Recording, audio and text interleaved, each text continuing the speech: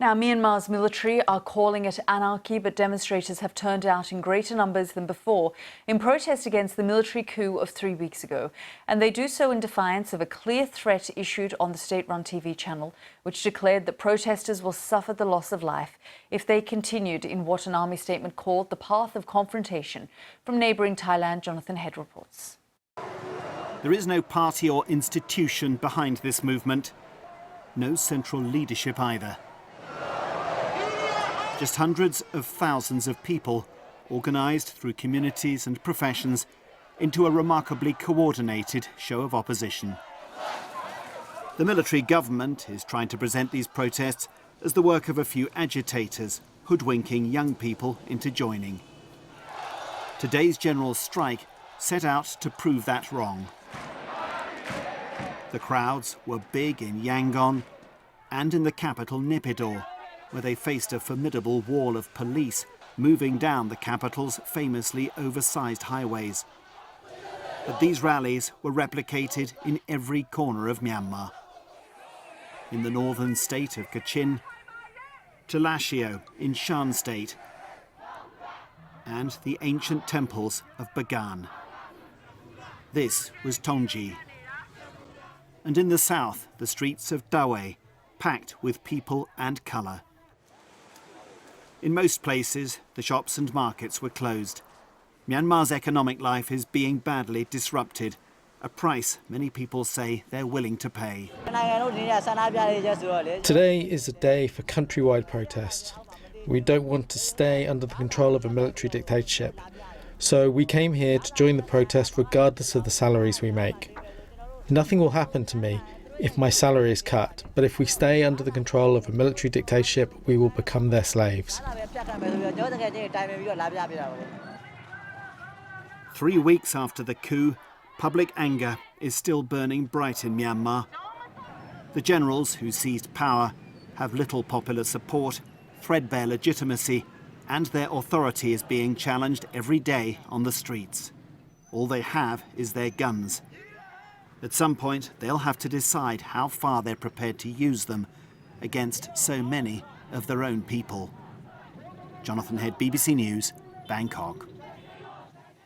Well, I've spoken directly to the US Secretary of State Antony Blinken about the situation in Myanmar. He said there's a need for a united international voice to condemn the actions of the junta. But he said the pressure may take time to build, and for now the targeted sanctions is the main form of action from the United States. That coup triggered sanctions from the United States, very targeted and focused on the perpetrators of the coup and companies that support them. We've been working overtime to work with other countries to condemn the actions of the military, to call on it to restore power to the democratically elected government, to release political prisoners from jail, and certainly not to use violence against those standing up for their democratic rights.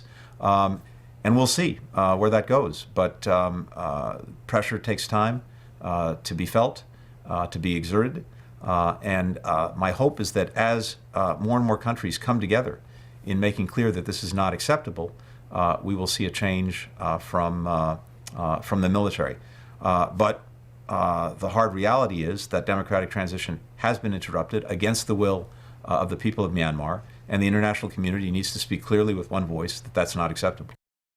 That was US Secretary of State Antony Blinken there. And let's hear from a student organiser in Yangon who's been out in the streets protesting today. He says they'll continue to rally and call for the release of their democratically elected government despite heavy-handed threats from the military. We're not worried about their threats, and that's why we are still on the street. We worry more about their future if we just enter the military regime. I'm afraid of more about our future under the military regime, not their temporary threats on or strikes and protests. We're just looking at the images of the protests. There are tens of thousands of people on the streets. It's incredibly organised, these protests. How are you mobilising people given the internet shutdown? At first, on the first day of the COP, we communicate each other person to person when the internet had been shut down. I mean, most of the activist organizations, student unions and trade unions, already known each other just to organize the meetings. So that's how we organized during the 5 days of the COP. But after the first strikes on the 6th February in Yangon, the people organized themselves and the young, especially the young people, that's amazing. Organize themselves on the streets, and they marching and they protesting each and every day their stuff, without any central leadership and any organizational leadership.